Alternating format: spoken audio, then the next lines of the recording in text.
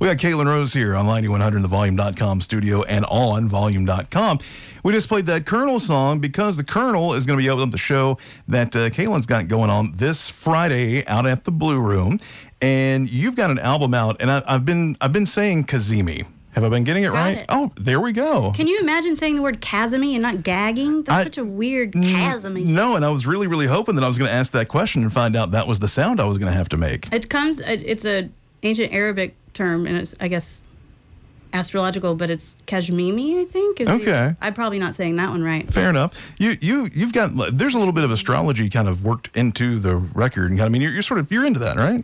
Yeah, I tried not to be super obnoxious about it, which I wrote a lot of these songs, like some of them even 6 years ago, and nobody was really talking about anything like that in songs. So it is funny to see kind of the surge of it. So you're just ahead of your time then. That's what it was. Per usual. Yeah, never appreciated in your own time, right?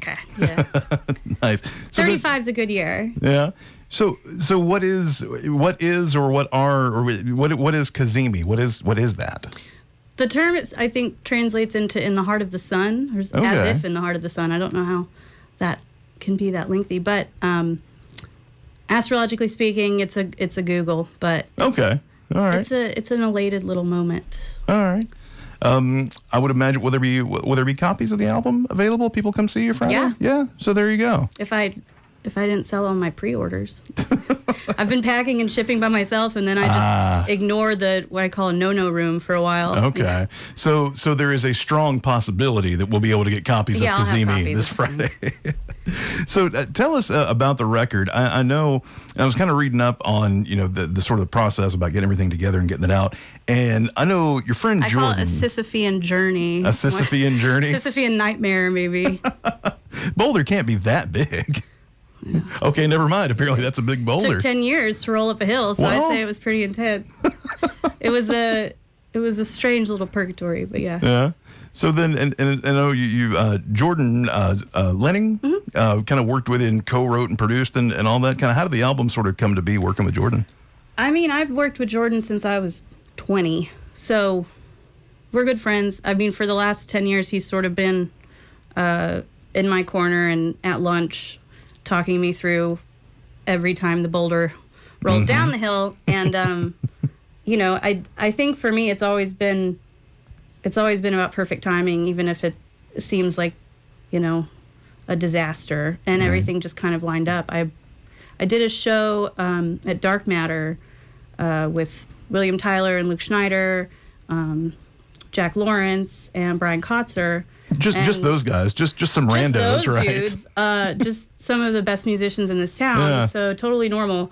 And it was just such a wonderful experience that in my head, I just thought I would really love to be in a studio with these guys. And Jordan and I think we're like 5 days into actually planning it. And I called him. I said, cancel everything. This is a band. Because I think I said it to Jack. I said, I just wish I could make a record with you guys. And I think his response was, well, I can't you. So yeah, it was definitely, I'm all about the hang. Yeah. It's I've known some of those people since I was 17. So Does that kind of take some of the pressure off? Because like you're making this record, but you're also hanging out with your friends. It takes the pressure off of worrying about how people perceive you because, it's just, and kind of the vibe. You understand kind of like how that social situation works, and everybody's awesome, and less surprises are going to pop up on you, hopefully, or just less tension. Yeah. If I'm a pain in the ass, it's not like any of them haven't ever seen it. So right. Okay. And vice versa, which none of them are. So, and also I had Joe Costa engineering and also mixed it, and it's just one more person I've worked with for a long time. Right on. We had Caitlin Rose here with us on Lightning 100. We're talking about the Kazimi album. We're talking about a show that you can see Friday over at the Blue Room there at Third Man. I want to talk about, are you able to say where the video for Black Obsidian was filmed? Because it looks like it might have been done in the dead of night. No, I actually can. It was done in the dead of night. Oh, okay. Some of our really old, actually, we didn't have a location until the day before. Okay. We have some family friends who run True South Puzzle. Okay. And we used to have a store, and we sold their puzzles and now they're like in a legit warehouse, which I remember Susan had told me they had a new warehouse, and I was like, oh, that's fantastic. And I didn't think about it until the day before, and I was like, oh, maybe it'll work. It ended up being exactly what we had pictured kind of the whole time. And the classic thanks horror. True South Puzzle. Shout out. The classic horror sticker on one of the boxes there as it kind of pans over. I like that. That was a nice touch. I mean, they have a puzzle for anything. Yeah. It is like you go through this warehouse and you're like, there's something for everyone here. Fish enthusiasts. Well, and I would recommend too. I mean, everybody find this video. Of course, I mean, I think it's still the first thing on the website when you turn the TV on your website. I think the video is one of the first thing that comes up. I need to check that. We need to double check that. I need to get on there. And the reason I ask is because it's in a warehouse and it looks again very dead of night, and sort of looking like, man, this looks really good. And then I noticed that one of the clocks there's like a break room, I think, or an office. Yeah. The clock said 3:15.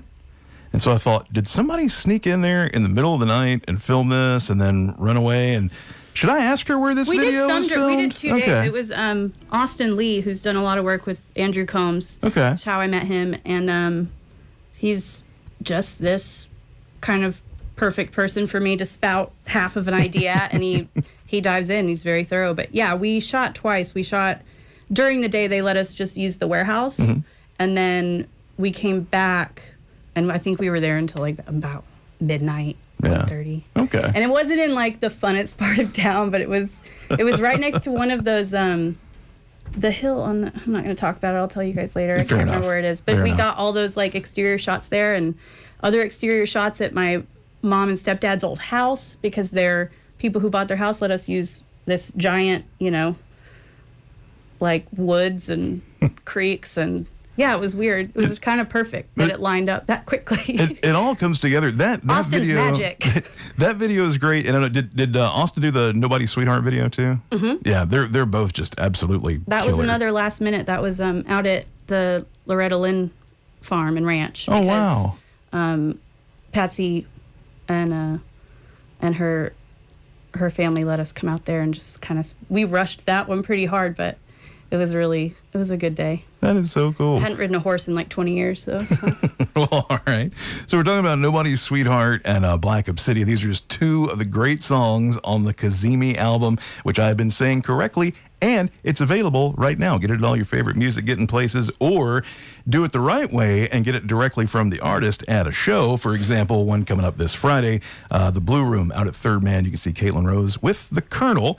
And I feel like, I mean, you're sitting here and you have a guitar and everything. You want to play something for us? Yeah. Well, okay. I mean, do you need a minute? I was also going to say, any indie record store in this town, there you get in there too, because that's kind of, I don't know how many I even have left. So. Fair enough. Either way, you guys go wherever you need. So either get it directly from the artist or from an independent local record Grimies, store. Vinyl Tap, Groove, there you go. Everybody. All right. What do you want to do for us? Love them all. I'm going to do How Far Away, which is one of the oldest ones, and I like it because it's kind of about space, but mostly just not.